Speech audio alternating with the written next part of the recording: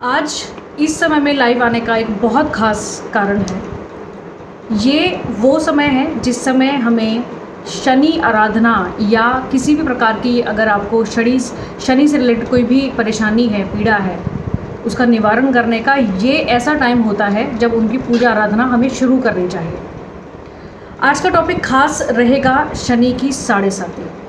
जब भी शनि की साढ़े साती के बारे में हम सुनते हैं कि हमें किसी एस्ट्रोलॉजर ने बताया कि आपकी राशि पर शनि की साढ़े साती चल रही है, तो हम लोग बहुत घबरा जाते हैं, डर जाते हैं कि अब क्या होगा, शनि की साढ़े साती शुरू हो गई है। ये पूरा जो कॉन्सेप्ट है, जो शनि की साढ़े साती कही जाती है, ये पूरी चीज़ है क्या? हम लोग कई बार बिना किसी चीज़ को अच्छे से समझे, बिना उसको पहचाने घबरा जाते हैं या डर जाते हैं, बहुत टेंशन में आ जाते हैं कई बार।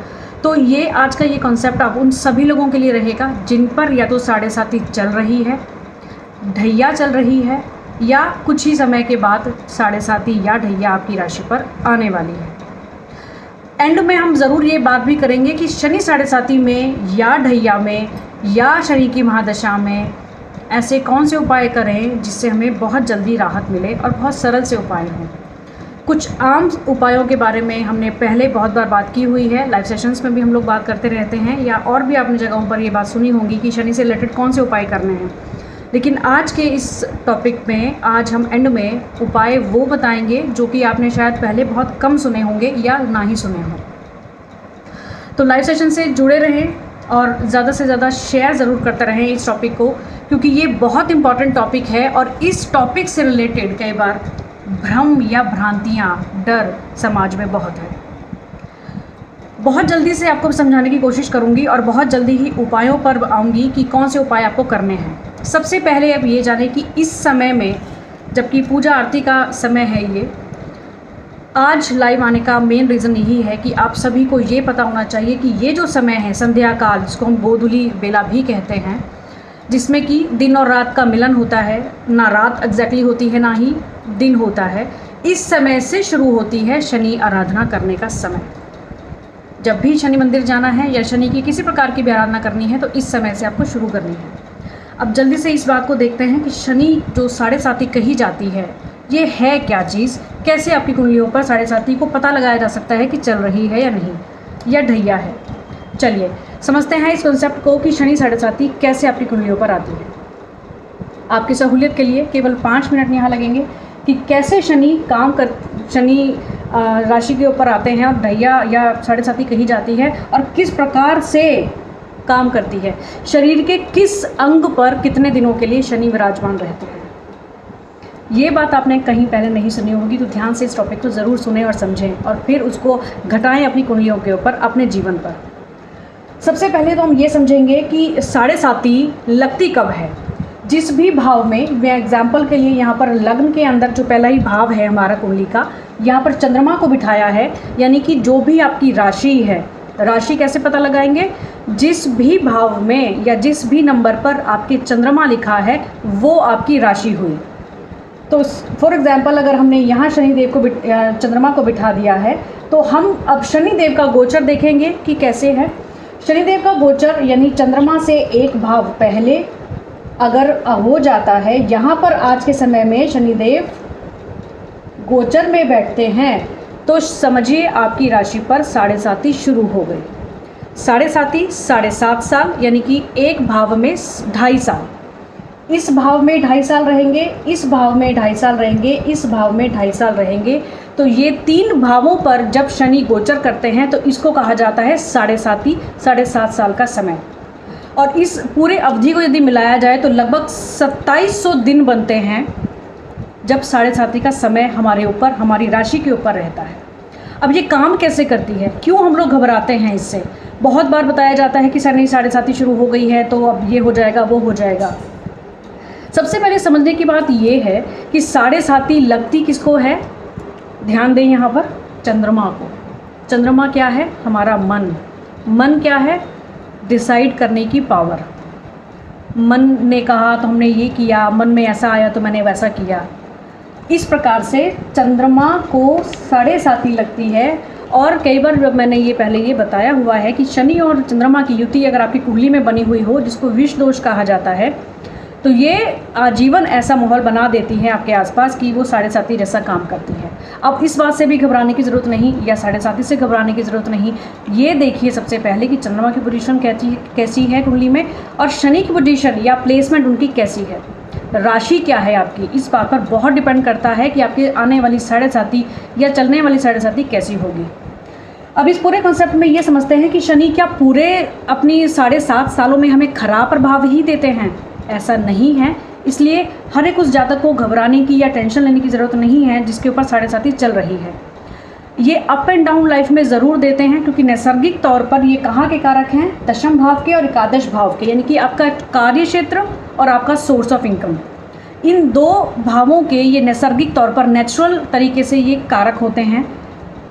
इन दोनों चीज़ों को लेकर ये परेशानी ज़रूर देते हैं जातक को, अगर इनकी प्लेसमेंट आपकी कुंडली में अच्छी ना हो।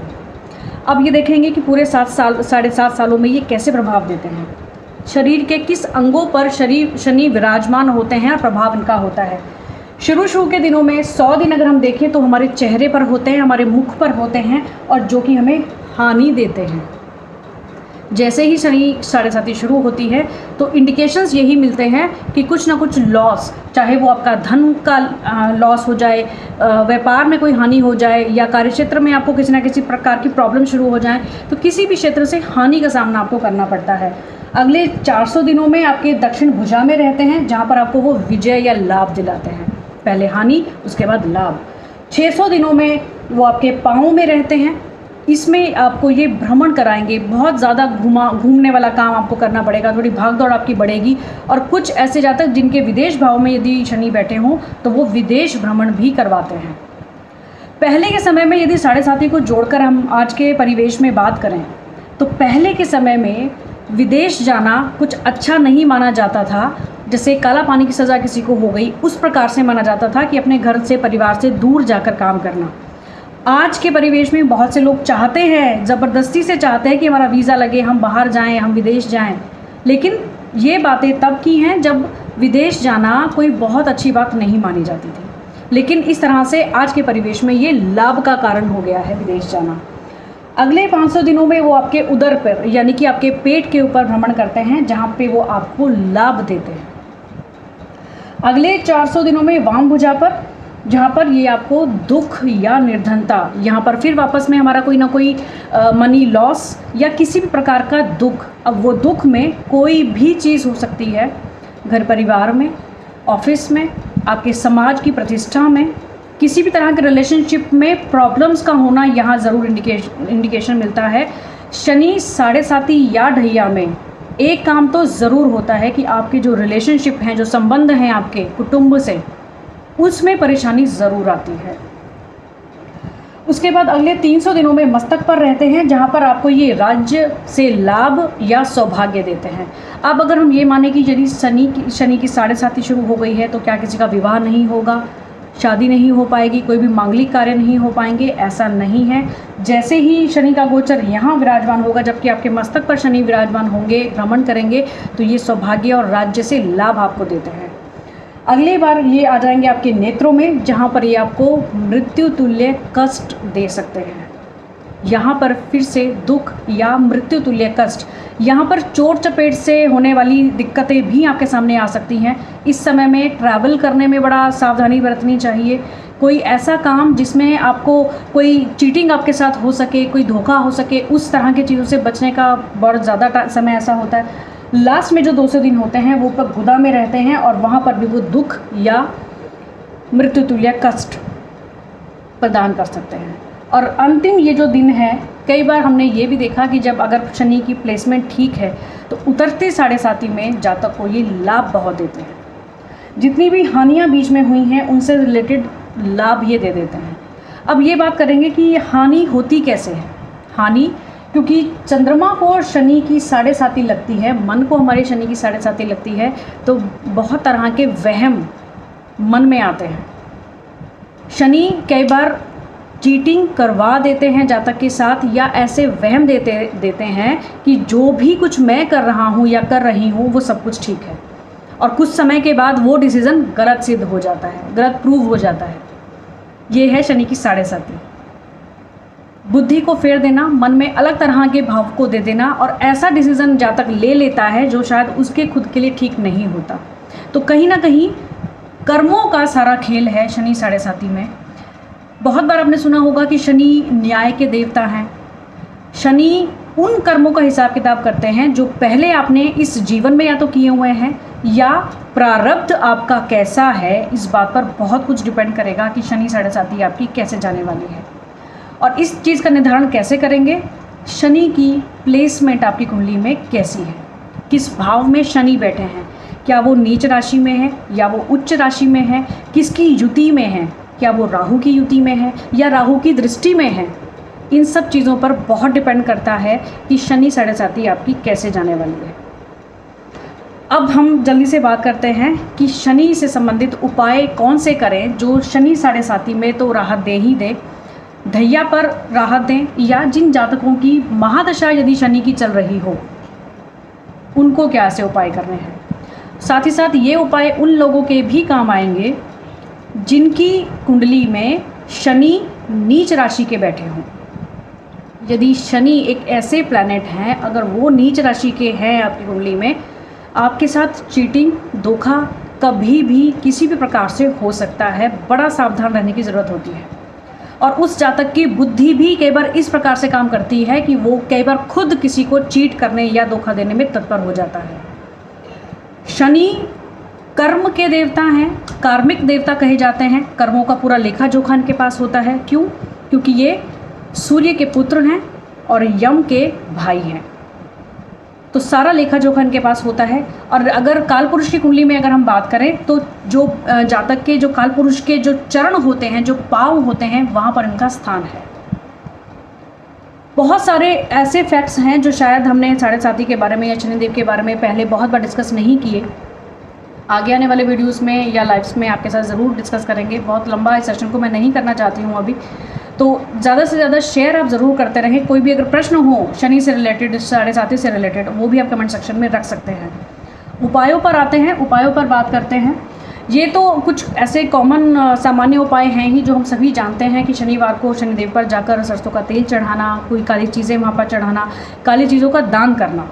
अब दान से रिलेटेड एक बात कर लेते हैं कि क्या हर किसी को शनि का दान कर देना चाहिए, काली चीज़ों का दान कर देना चाहिए? दान भी बहुत सोच समझ कर होता है। कैसे? अगर शनि की अच्छी प्लेसमेंट है आपकी कुंडली में और आप काली चीज़ों को बार बार दान करते रहते हैं तो वो आपके लिए ठीक नहीं होगा।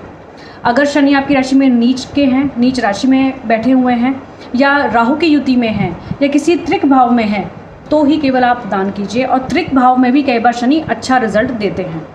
तो ये एक देखने वाला विषय होता है कि हमें हर बार क्या ज़रूरी है कि काली चीज़ों का दान करना है। इसके अलावा और क्या करें ऐसा? ये भी हमने बहुत बार सुना है कि शनि उपासना, हनुमान उपासना करनी चाहिए। हनुमान जी की जो चालीसा है या बजरंग बाण है, इसका पाठ करना चाहिए। बिल्कुल ठीक बात है। हनुमान जी एक ऐसे देवता हैं जो कि शनि जी को बिल्कुल साध सकते हैं। इसके बारे में एक कथा है कि उनकी पूजा हमें क्यों करनी है, हनुमान जी की उपासना हमें क्यों करनी है शनिदेव को ठीक करने के लिए। इसके बारे में आगे कभी बात करेंगे ज़रूर। तो ये हम सभी जानते हैं कि शनिदेव पर काले तिल, काली उड़द, सरसों का तेल, दिया इत्यादि सब करना चाहिए। और वो भी ऐसे समय जब थोड़ा अंधेरा हो चुका हो, तब उसके बाद कभी भी आप करें। हनुमान जी की उपासना करनी है, बिल्कुल हम सब जानते हैं। पीपल के पेड़ में शनिवार को सुबह में भी जल दें और रात्रि में दीपक जलाएं सरसों के तेल का, ये भी हम सब जानते हैं। साथ ही साथ में कुछ ऐसी चीज़ें आज हम बात करेंगे, जैसे बंदरों को गुड़ और चना साढ़े सात यदि आपकी चल रही है, या शनि से कोई भी तरह की पीड़ा है, गुड़ और चना बंदरों को ज़रूर खिलाएं। काला भैंसा यदि आपके आसपास कहीं आपको नज़र आए या आप पहले से पता करके रखें, तो शनिवार के दिन उसको एक छोटा सा टीका लगा सकें तो लगाकर उसको कोई ना कोई चारा इत्यादि जो भी उसके खाने की चीज़ें हैं वो उसको ज़रूर खिलाएं। काले भैंसे को यदि आप उड़द से बना हुआ, जैसे उड़द की दाल होती है, उसको भिगोकर उसको पीस कर हम भल्ला या पकौड़ा जो भी कोई चीज़ तल के सरसों के तेल में, काले भैंसे को शनिवार के दिन ये खिलाइए। काले कुत्ते को रोटी सरसों के तेल से चुपड़ कर खिलाइए। काले कौवे को फीड कराना, यानी कि उसको रोटी इत्यादि कुछ भी दाना वगैरह देना काली उड़द की दाल देना, ये शनि के लिए बहुत अच्छी रेमेडी होती है। और साथ ही साथ में हम बात करें तो ऐसे कुछ लोग जो समाज में ऐसे कुछ लोग होते हैं जिनकी यदि हम सेवा करें या उनको किसी भी तरह से हेल्प करें तो शनि हमारे बहुत अच्छे हो जाते हैं और बहुत पॉजिटिव रिजल्ट देते हैं। वो कौन है? कोढ़ी, कोई लोग अपाहिज, वृद्ध लोग जो वृद्धाश्रम वगैरह में रहते हैं, या घर में आपके जो बुज़ुर्ग हैं। आजकल का ये जो ट्रेंड चल रहा है कि अपने घर में बड़े बुज़ुर्गों से हमारी बात नहीं बन पाती, बहुत अच्छे से बातचीत नहीं हो पाती, बहुत छोटी छोटी बातों पे आर्गुमेंट हो जाते हैं। नई जनरेशन को कई बार इन चीज़ों का नहीं पता कि वो अपने ही किसी प्लैनेट्स को ख़राब कर रहे हैं। ये संस्कार हमें ही उनको देने पड़ेंगे, समझाना पड़ेगा ये सब बातों को कि अगर अवॉइडेबल है तो उसको अवॉइड करें। अपनी बातों को रखें ज़रूर, लेकिन अगर अवॉइड हो सकती है तो उसको आर्ग्यूमेंट्स को अवॉइड करें। तो कोढ़ी, अपाहिज या जो भी वृद्ध लोग हैं जो वृद्धाश्रम वगैरह में रहते हैं, या आपके आसपास कोई भी ऐसे लोग जो हेल्प चाहते हों, नीडी हों, ऐसे लोगों की मदद करने से शनि बहुत प्रसन्न होते हैं। चाहे किसी भी प्रकार की सिचुएशन में आपकी कुंडली में वो हों, आपको पॉजिटिव रिजल्ट देना शुरू करते हैं। वो कैसे देंगे? अब कोई ये पूछे कि ऐसा करने से शनिदेव कैसे हमें पॉजिटिव रिजल्ट देना शुरू कर देंगे? क्योंकि जितने भी आप अच्छे काम करते हैं, जो भी आप किसी दूसरों की हेल्प करते हैं, जो पॉजिटिव वाइब्रेशंस आपके चारों ओर शुरू हुई हैं या सामने वाले ने जो आपको पॉजिटिव वाइब्रेशंस दी हैं, उससे आपका जो बुरा कोई प्रारब्ध है वो कटता है। इस तरह से शनिदेव आपको पॉजिटिव रिजल्ट्स देना शुरू करते हैं। इसके पीछे का लॉजिक ये है। अब एक ऐसी बात जो शनि महाराज की 7.5 ढैया महादशा या किसी भी प्रकार की जो पोजीशन प्लेसमेंट है कुंडली में, सभी पर बहुत अच्छे से काम करेगी। हनुमान जी की उपासना तो हम सभी जानते ही हैं कि हमें करनी है। साथ ही साथ एक दो काम और ऐसे जो कि हमने बहुत से डिस्कस कर लिए हैं उपाय। जो नारियल होता है जटा वाला, ऐसे 7 नारियल या 11 नारियल जो भी आपके पास इजीली अवेलेबल हो जाएं, हो सके तो 11 अच्छे रहेंगे, नहीं तो 7 ले लें। और अपने ऊपर से, यानी कि जिस किसी के ऊपर भी 7.5 या ढैया या जो भी शनि पीड़ा है, उसके ऊपर से 7 बार एंटी क्लॉकवाइज उतार कर बहते जल में डाल दें। मछलियों को, कछुए को या सांप को, जो कि जल में रहने वाले जीव हैं, इनको यदि आप दाना डालते हैं, आटा डालते हैं, तो भी राहु और शनि की जो पीड़ाएं हैं वो कम होती हैं। अब सबसे अंतिम उपाय, माँ काली और भैरव जी, यदि इनके मंदिर में नियम से जाया जाए, नियम मीन्स शनिवार का एक ऐसा दिन है जब हम माँ काली, भैरव जी या महाराज शनि की पूजा आराधना करते हैं। खास तौर पर जाया तो किसी भी दिन जा सकता है, लेकिन शनिवार या मंगलवार ऐसे दिन माने गए हैं जब इन मंदिरों में स्पेशली किसी मनोकामना से जाया जाता है और कोई ना कोई स्पेशल भोग चढ़ाया जाता है। माँ काली और भैरव जी की यदि हम आराधना करते हैं हनुमान जी के साथ साथ, तो शनि महाराज बिल्कुल प्रसन्न होते हैं और अपने सभी पॉजिटिव जो भी इफ़ेक्ट वो दे सकते हैं, डिपेंड करेगा आपकी कुंडली के ऊपर भी और आपके कर्मों के ऊपर भी। माँ काली और भैरव जी की पूजा का आराधना करना वो जातक ज़रूर शुरू कर दें जिनके ऊपर 7.5 चल रही है या आने वाले समय में 7.5 शुरू होगी।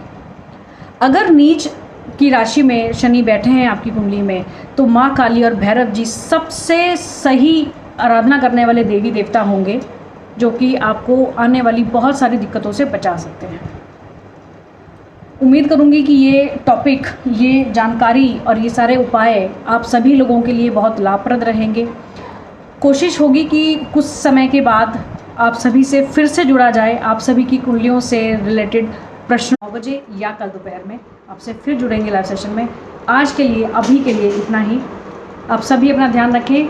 शनि महाराज की जय हो, उनकी कृपा हम सभी पर बरसे। नमस्कार।